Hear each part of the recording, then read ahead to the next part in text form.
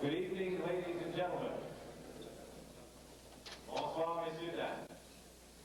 My name is Robert Burns. Je ne suis pas le Robert Burns que vous connaissez. Ni l'autre.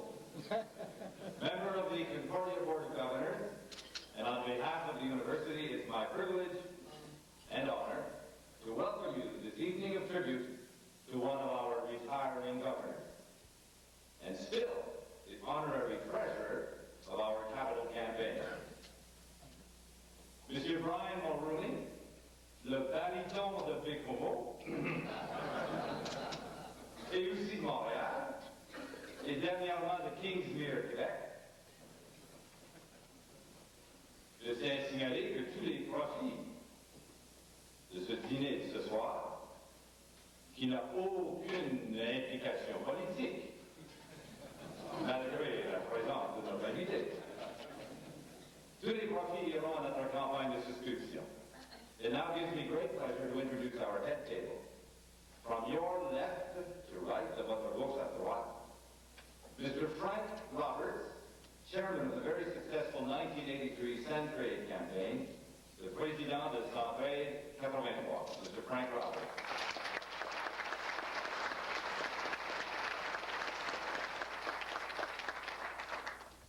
Reverend Father Greg McKinnon, président de l'Université Saint-François-Xavier, or as is commonly known to Brian Mulroney's fellow alumni, St. F.X.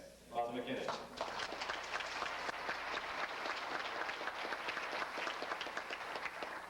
Mrs. Earle McLaughlin, who generously contributes to her husband's time to be our chancellor. Mrs. McLaughlin.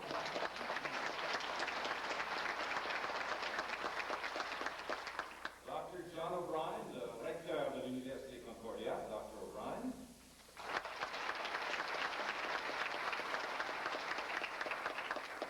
Mrs. Barbara McNaughton, who likewise gives of her husband's time to be, I don't know about this, somebody should check this script.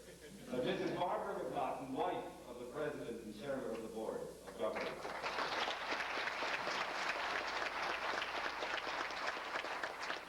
Our guest of honor, notre invité d'honneur, of whom more later, in case he is unknown to you. Mr. Mulroney.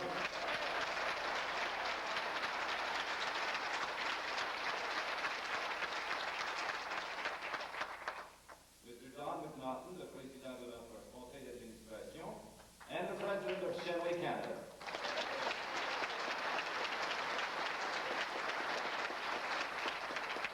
Who I understand has something to do with that tribal warfare in BC at the end of the month of November.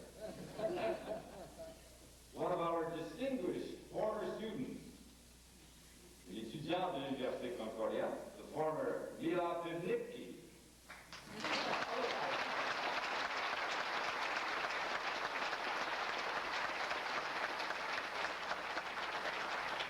On n'a pas à dire qui est Mila Pivnitsky, j'espère. Madame Mulroney.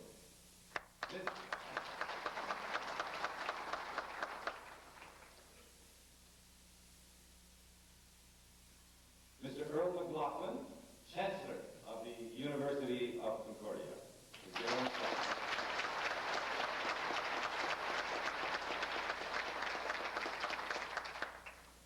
Mrs. Joyce O'Brien, qui est familiarisée avec M. O'Brien, qui est le recteur de l'Université de Concordia.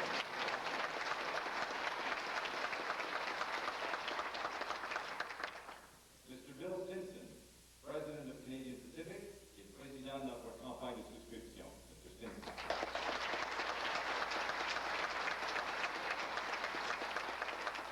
Mr. Doug Wright, the président de l'Université Waterloo, Ontario, for whom our guest of honor has given volunteer service, Mr. Doug Wright.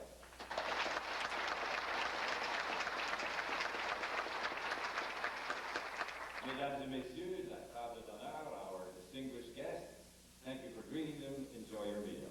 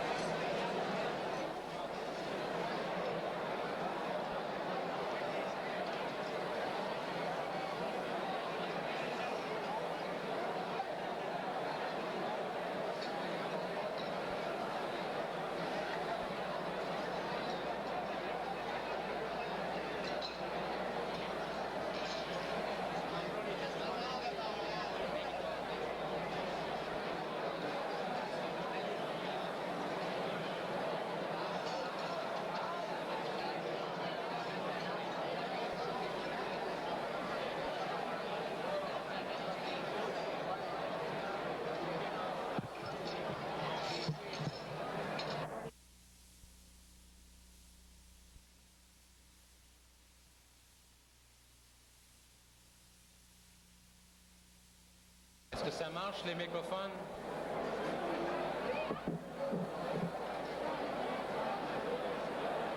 Est-ce que tout le monde a une tasse de café? Has everybody got a coffee?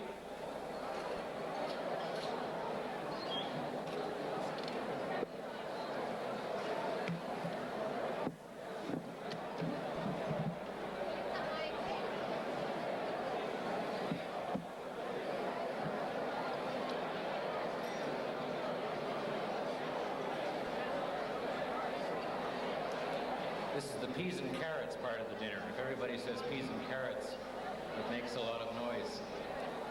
Please allow us to introduce ourselves.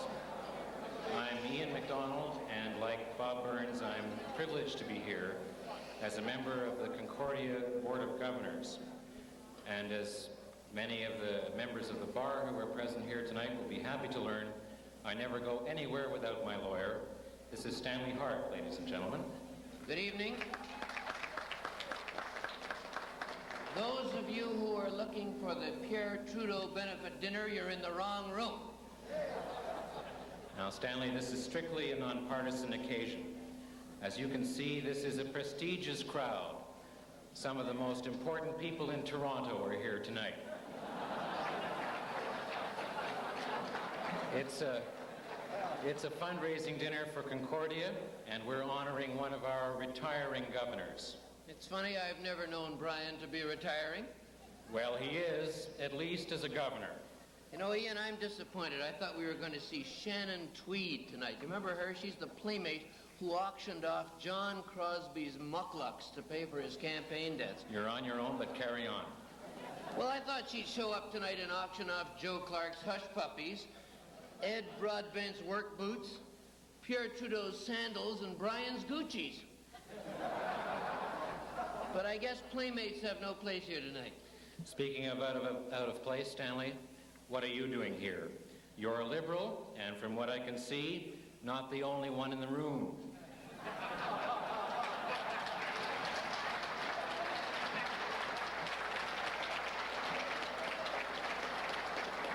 Even worse, you're from McGill.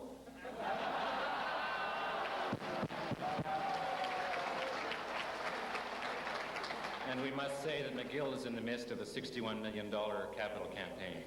That's all right. Listen, everybody's getting into this fundraising act. Did you notice that Pierre was in New York the other night with Barbara Streisand for the United Jewish Appeal? Do you think she'll get him to convert?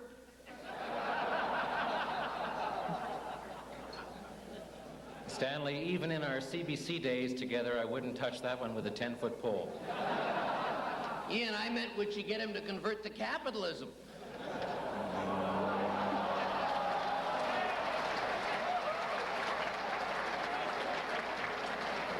That could be construed as a partisan remark. Yeah. Anyway, let's talk about Concordia. It's one of the 4 great universities in Montreal. Toutes les universités à Montréal sont importantes pour tous les Montréalais et pour l'avenir de Montréal. D'une façon de parler, c'est notre brain trust. Qu'est-ce que ça veut dire, ça, brain trust en français? Ça veut dire brain trust? Très bien. Concordia was founded in 1974 in the merger of Loyola and Sir George. You mean Sir George and Loyola? Excuse me, I forgot myself. Alors, les traditions de Concordia viennent de nos institutions fondatrices. Ça veut dire du 19e siècle. We have the best of 2 traditions and the best of 2 worlds, of a downtown and a suburban campus. We have 12,500 full-time students and as many more part-time. I understand that makes Concordia the 5th largest university in Canada. Oui, et 20% de nos étudiants sont les francophones. If a university is judged by its graduates, Ian, how do you judge Concordia? Well, look at the graduates of our founding institutions. We produced the first Canadian-born Governor-General, Georges P. Vanier.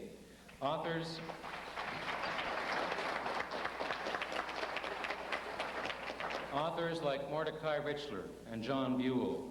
Journalists like Brian McKenna and Nick Oftermar. Wait a minute, Nick Oftermar. Nick Oftermar is not a graduate. No, but he's one of our famous dropouts.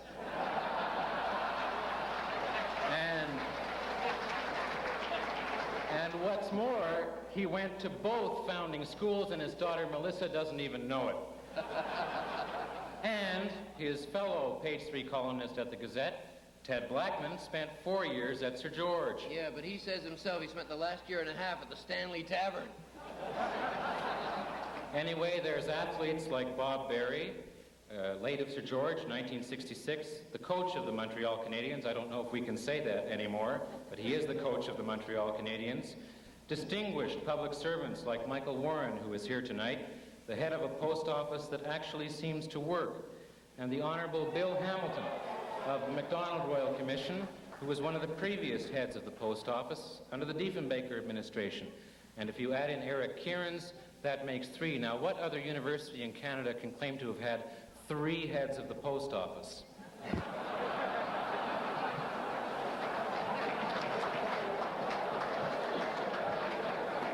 And more captains of industry than we could name here. But let's mention just a few. Paul Paré, the chairman of Amasco, Bill Bradford, the senior vice president of the Bank of Montreal, et Ed Prévost, president de la Brasserie O'Keeffe. He's the Miller man in Quebec.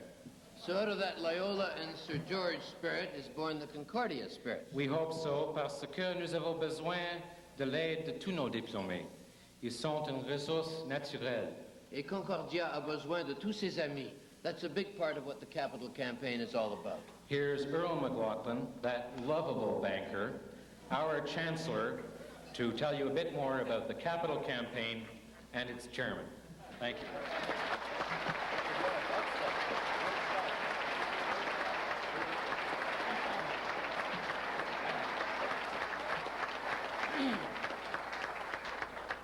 Honored guest, Mrs. Mulroney, Mr. Rector, ladies and gentlemen. As Chancellor, I would like to express my thanks to you for attending here this evening. In honoring Brian Mulroney at this time, you are also supporting Concordia University. As you've heard, there's underway a $25 million capital campaign. And your presence here tonight has brought this objective just a little closer.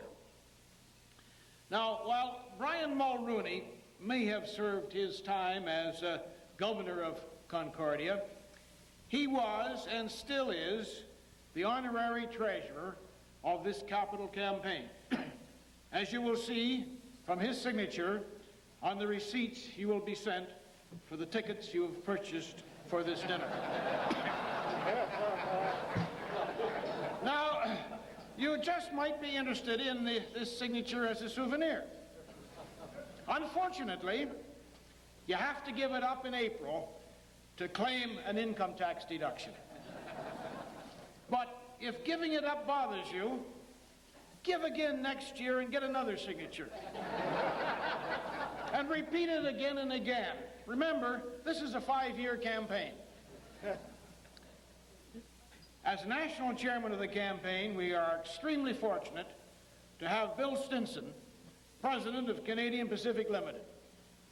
How Bill finds time to keep both the campaign and the trains running, I don't know, but he certainly does. And he's amenable to advice, because I believe he has followed some I have given him out of many years of campaigning for funds. And that is, if you want to ensure a successful campaign, collect the last $1 million first. Ladies and gentlemen, I have pleasure to introduce to you the national chairman of Concordia University's capital campaign, Bill Stinson. Bill.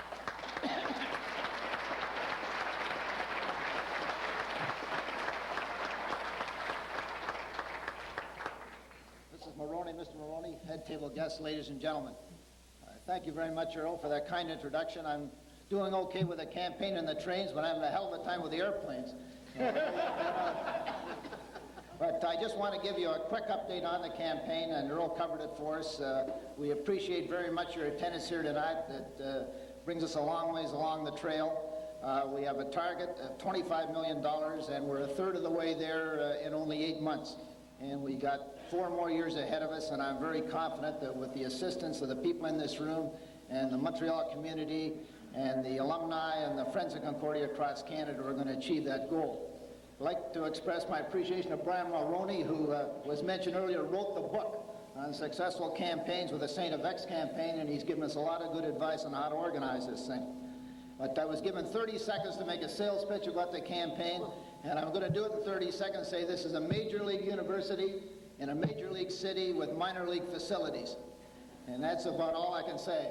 We got 400 volunteers out of the Montreal community, across this country, out of the alumni, the faculty, the students, the business community. They're hardworking people. They've done a great job for us so far. They're going to be coming after you, and we sure would appreciate your support. Thank you very much.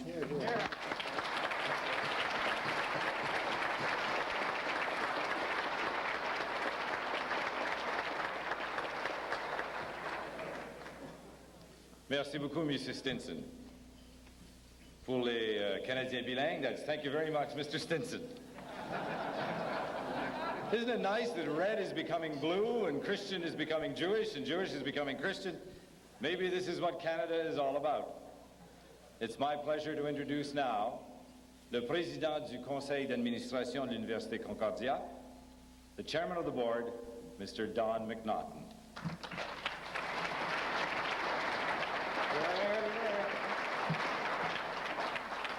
Mr. Chancellor, honored guest, Mila, ladies and gentlemen, the easy part of organizing attendance at this dinner tonight is that it's in honor of Brian. The tough part was that Brian couldn't be on the committee. Let me illustrate what I mean. Would everyone in the room who has had one arm broken by Brian for one cause or another over the years please raise his or her remaining good arm? See what I mean? We all know something of his interest and commitment to volunteer services. Frank Roberts knows, following in Brian's footsteps as chairman of Centraide. Father McKinnon knows as president of Brian's own alma mater, St. Francis Xavier University, where he headed their building campaign. In these and other volunteer ventures, too numerous to mention, Brian would be the first to acknowledge that he never worked alone, qu'il a toujours travaillé en équipe, mais il est trop modeste à dire qu'il a toujours démontré les qualités de leadership. Il a toujours démontré les valeurs qu'il a apprises de ses parents à Baie-Comeau, famille, école, communauté, pays. Family, school, community, country. I don't know what's written on the Mulroney family shield, but this has always been his motto. And whatever lies ahead for him in public life, we are confident that these values will sustain him. So it is, in a sense, on behalf of all the good works and institutions, including Concordia, tous les institutions qui ont bénéficié de son esprit bénévole, que j'ai le privilège de saluer notre ami Brian.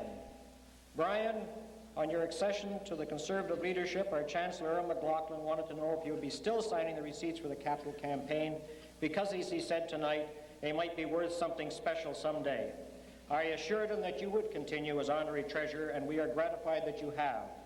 Ladies and gentlemen, it's my privilege to present one of our retiring governors and still the honorary treasurer of our capital campaign, Brian Mulroney.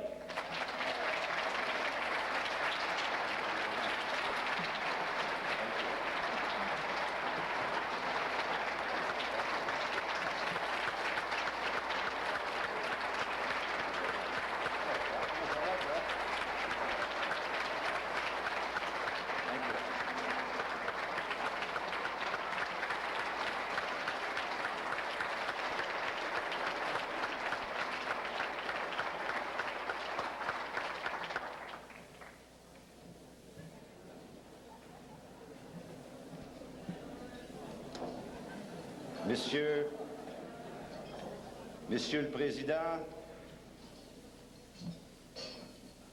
distingués invités, chers amis, ladies and gentlemen, this is my first speech in Montreal since becoming leader of the opposition. As I look over this tremendous crowd tonight on such a sentimental occasion, one thought wells up in my mind. Why did I ever leave the Beaver Club?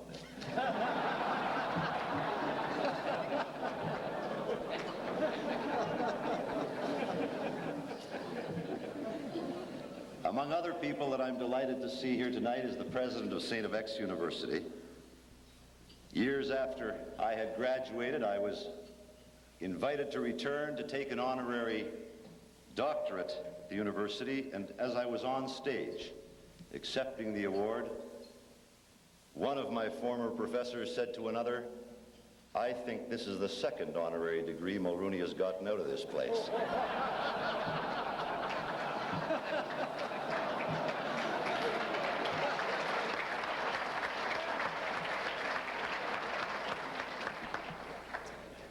But now that we're in active politics, it's always nice to know the kind of impact that you're having on the country, particularly with the youth.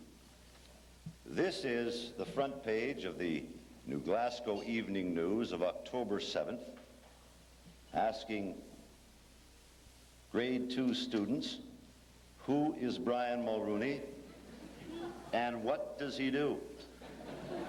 Patricia Sim says, "I think he is a minister, but not in my church."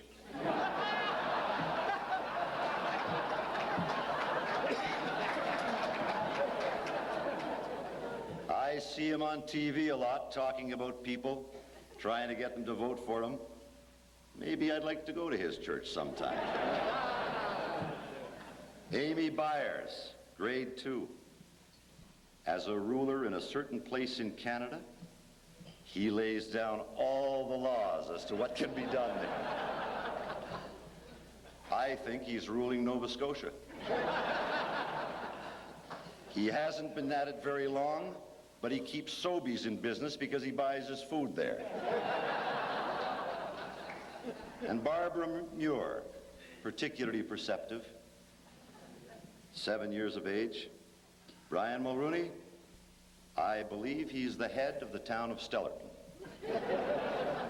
I see him on television giving speeches.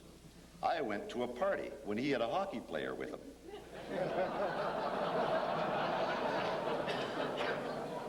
The party was a chance for him to get some votes because he needed them for mayor. It was fun. We got to eat a lot of ice cream. And Billy Hartling, Mulroney's job is to attend special meetings and write down special things for the country.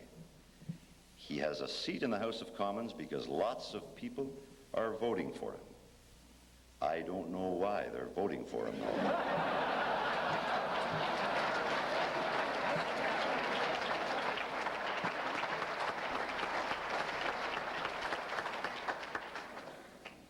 We're here tonight to help in the capital campaign of the university. We come from different backgrounds and will assist in different ways with the campaign. Most of us here have one very honorable and God-given talent. We can raise money. Those who can't have another talent no less envied around the world.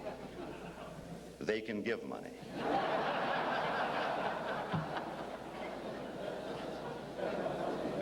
Either way, Earle McLaughlin tells me the checks will be accepted and signed on time by the university. En effet, vous le savez tous, l'Université Concordia incarne pour beaucoup d'entre nous l'une des facettes fondamentales de la personnalité montréalaise, celle où apparaît le pluralisme d'une grande métropole comme la nôtre. Car si Montréal a été historiquement le point de rencontre du vieux et du nouveau monde, de l'Est et de l'Ouest, l'Université Concordia a su devenir en moins d'une génération l'agora où se côtoient quotidiennement étudiants et professeurs venus de partout, anglophones et francophones, des nouveaux arrivants, en somme, les meilleurs éléments d'une métropole. Concordia, c'est aussi une idée neuve, largement imitée, celle d'une université véritablement populaire. Ça, c'est nouveau au Québec, où tant d'individus qui autrement n'auraient pu y aspirer ont acquis au fil des ans une solide formation de niveau supérieur. Cette réputation d'université populaire, Concordia peut et doit l'afficher avec fierté. N'a-t-elle pas inspiré, effectivement, Monsieur le recteur, du près ou de loin, les fondateurs de l'Université du Québec? Une idée tout à fait noble, d'ailleurs. Mais sans elle et sans les autres qui ont suivi les mêmes voies d'ouverture et d'accessibilité pour nos citoyens, combien de talents auraient été perdus ou à tout le moins atténués? Universaliste et populaire, Concordia est aussi devenu le creuset où se sont fondus pour la première fois chez nous de nombreuses disciplines et leurs applications pratiques. Institution avant-garde, donc, cette université Concordia qui serait à inventer si elle n'existait pas déjà. Great books have been written about the role of the university in society, its role as a source of new ideas, a defender of free speech, a servant of the community. No one attending a Canadian university today can fail to appreciate these roles or to be influenced by them. The exposure to new ideas, the examination of moral values, the constant exchange of viewpoints, and the camaraderie of fellow students. These, for all of us, these have been the enriching experiences of a university life. And they were also the experiences which open minds and bring the gift of tolerance, as it must, to bring the gift of tolerance and understanding to a democratic society. These are the experiences which enable men and women to enjoy more challenging lives. It is of these individuals, namely us, that society requires so much in return. Like all outstanding universities, this is the type of education that Concordia seeks to provide for its students. And as an important part of Montreal, it is particularly well equipped for the task. Montreal is, after all, a truly cosmopolitan city, absolutely unique in Canada, a city of French and English mainstreams, both of which have been delightfully altered and enhanced by a cultural wellspring from around the world. Every day, students at Concordia, thankfully, are exposed to the diversity of Montreal. The city's pluralism is reflected in the student population. While 64% of the students speak English as their first language, the number of French students has more than doubled at Concordia University over the last decade. Today, and this is something that perhaps others might learn to their profit, both of our official languages are used at Concordia, both are respected, and both are absolutely indispensable to the daily functioning of the university.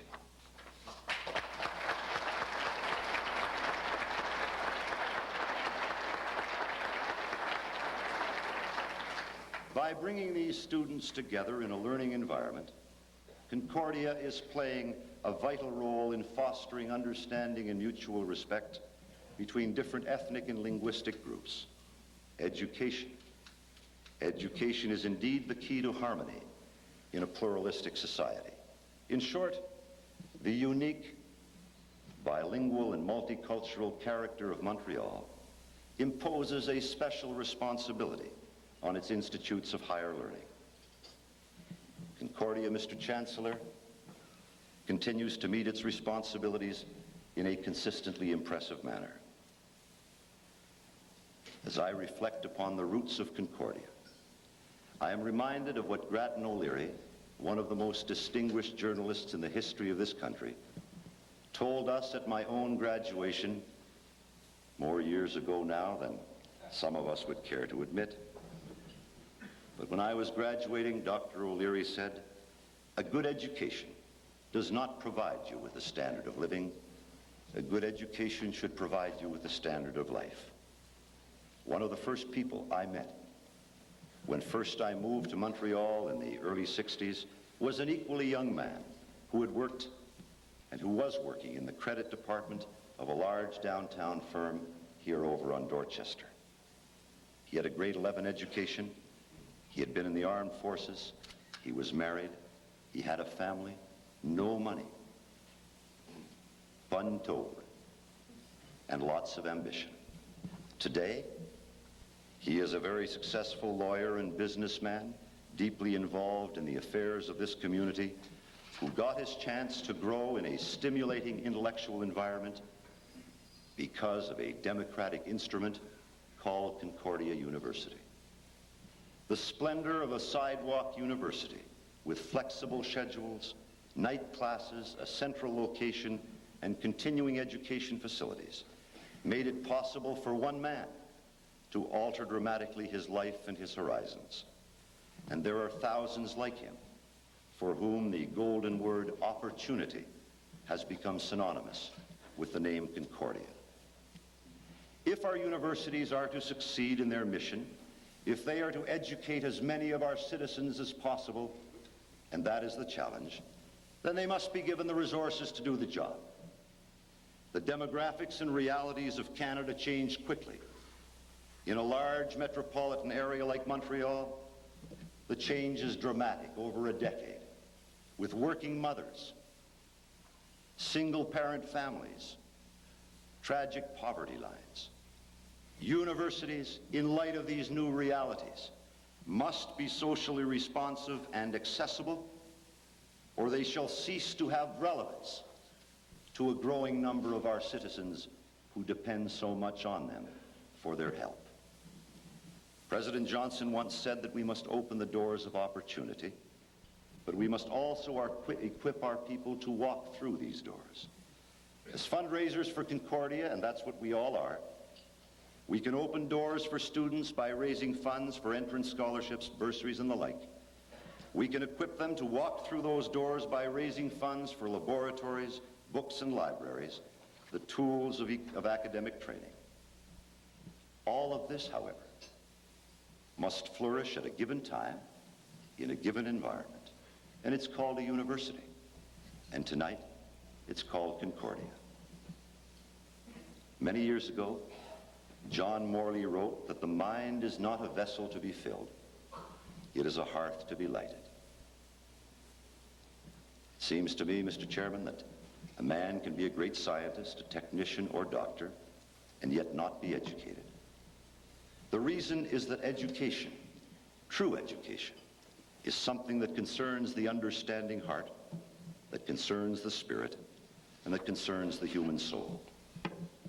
This is an enormous challenge to ask anyone to undertake, and yet, as a matter of course, we routinely ask our universities, their professors, their administrators, their governors, and their staff to accept the overwhelming, the absolutely overwhelming responsibility in a free society of shaping minds that will cure an illness, lead a nation, build an empire, or heal a child.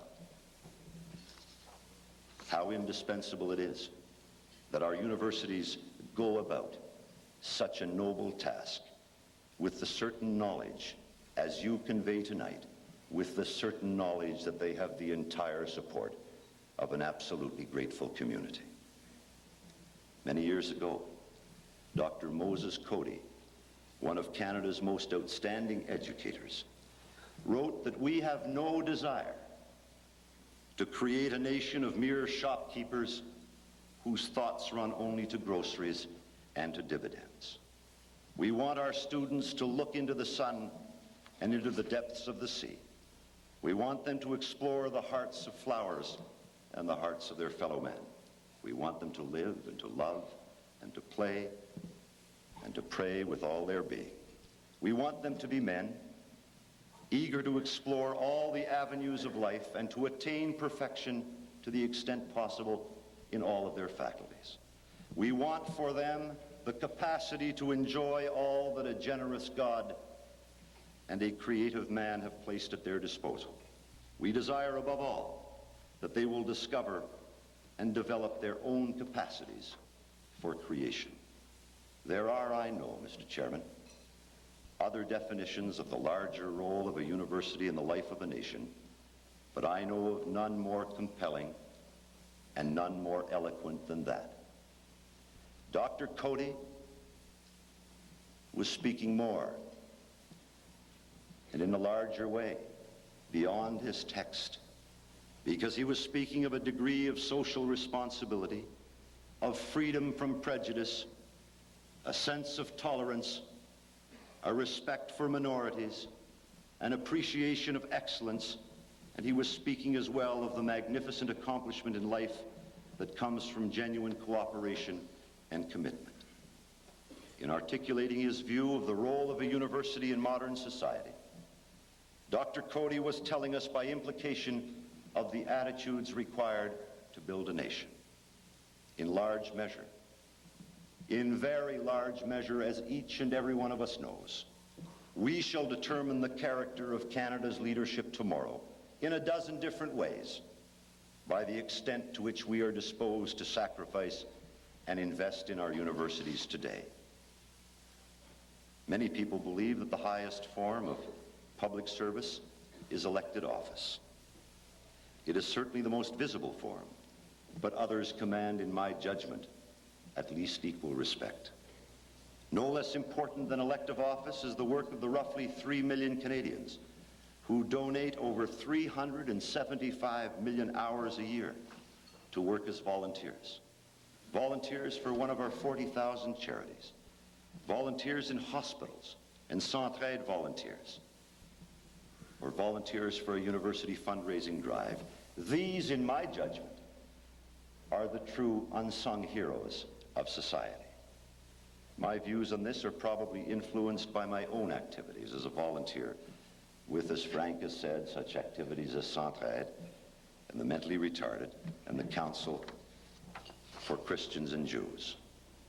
But in these roles, I witnessed firsthand the altruism and the tireless dedication of Canadians from all walks of life. If the 3 million or so Canadians, and that's quite a handsome number, if the 3 million or so of Canadian volunteers were being paid for their time, statisticians tell us that their labor last year in Canada would be worth in excess of $2 billion. But as we know, in human terms, it would be worth far, far more than that. For the help that comes to the needy from volunteers is help with a human dimension, help that adapts itself to the circumstances of each individual, help that can be measured not by the quantity of what is given, but by the care with which it is tendered. Cette foule de volontaires représente pour moi effectivement les éléments les plus promoteurs et les plus attrayants de la société québécoise. Recteurs d'université, hommes d'affaires, représentants des corps professoraux, la petite et moyenne entreprise, le domaine syndical et professionnel, le domaine culturel et sportif, anglophones et francophones, tous se réunissent afin de prêter main forte à une institution combien valable cette université, qui n'existe dans le fond, comme toutes les autres universités d'ailleurs, mais qui n'existe que pour servir notre collectivité. Votre présence ce soir constitue également un reflet fidèle des valeurs fondamentales qui ont soutenu et nourri notre métropole, notre chère métropole Montréal, alors que nous traversions une période assez difficile dans notre évolution. Et surtout, en ce qui me concerne, votre présence ce soir offre une garantie toute simple.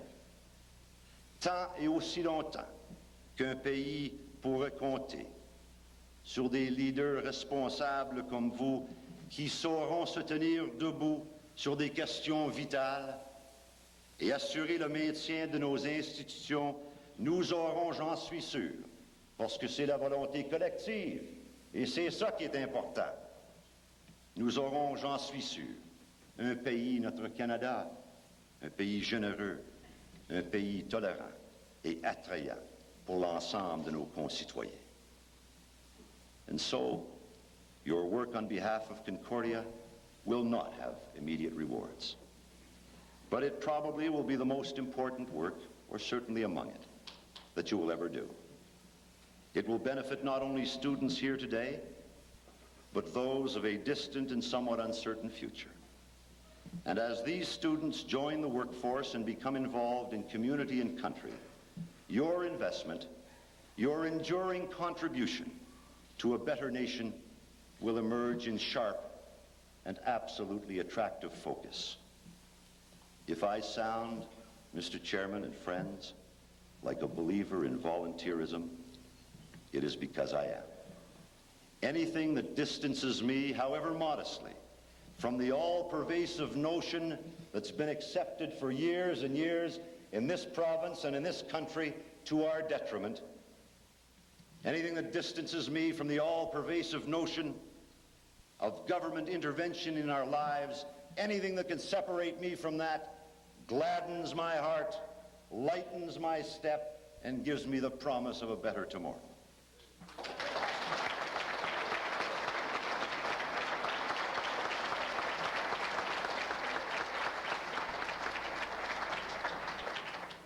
Someone once said that the art of persuasion can be stated in 5 simple words: believing something and convincing others. Mr. Chancellor,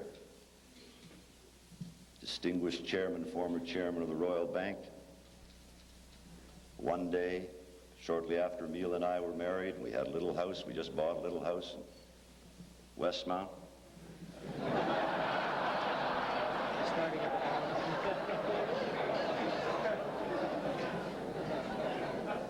If the TV cameras are on, make that lower, Westmount. I'm taking a stroll around the new quarters, walking out on the sidewalk, and who do I meet? The chairman of the Royal Bank of Canada, walking his dog. How are you doing, Earle? Fine, Brian. How are you? Terrific. Earle says, I hear that you just moved in up here. And I said, yeah, we got a house down the street. Which one is it? He said, how could you miss it? It's painted Royal Bank blue. He thought that was a great idea, as did I. And he and his colleagues have done an absolutely marvelous job in an historically difficult economic climate in getting such a valuable and valid cause off the ground.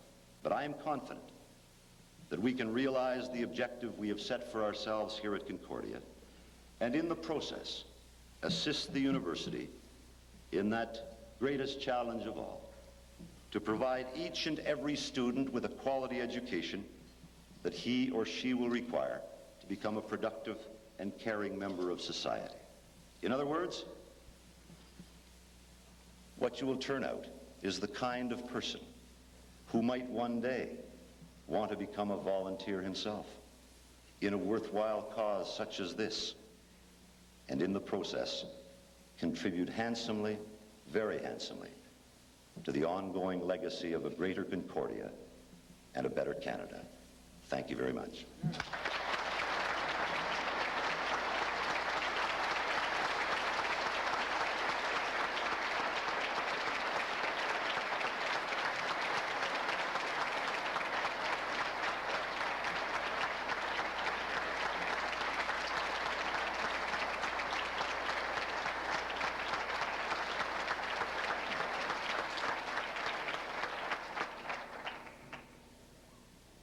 J'ai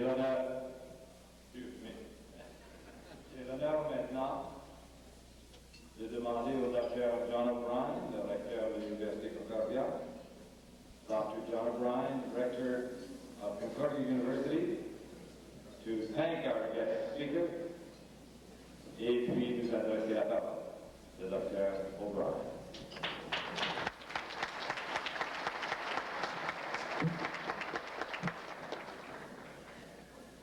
Brian, on my behalf, on behalf of the university, and most certainly on behalf of those of your friends who are gathered here this evening, it's a great pleasure to thank you very much for being here, for your message, for your enthusiasm, and for the contribution, for the many contributions which you have made to us all in various ways over a period of time which is short enough to be remarkable and long enough to be significant.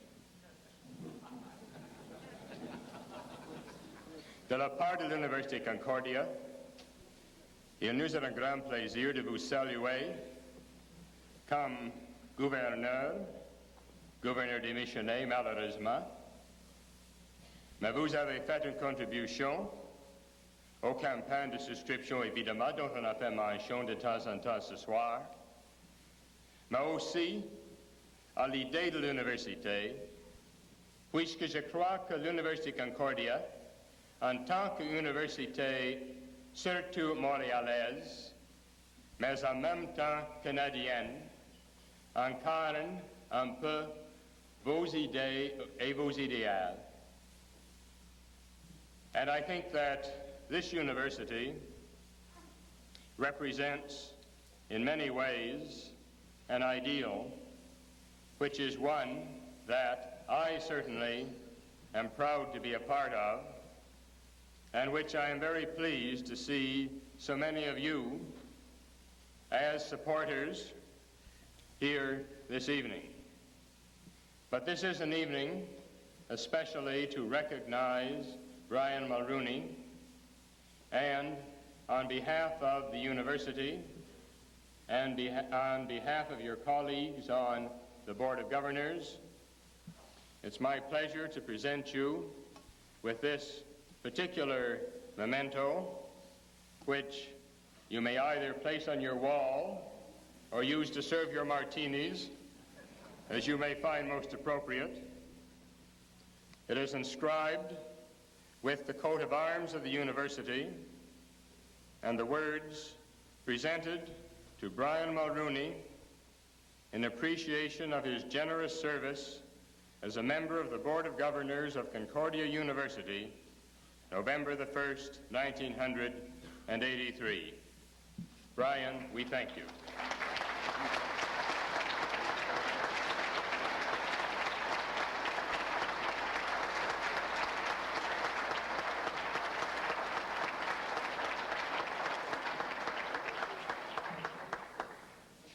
Brian, in the nonpartisan spirit of the occasion, I can tell you that that plate is good for either Stornoway or 24 Sussex. Merci tout le monde. On a besoin de vous, Concordia. On compte sur vous. And we have your phone numbers, and we'll be back to you. Thank you. Merci. Bonsoir.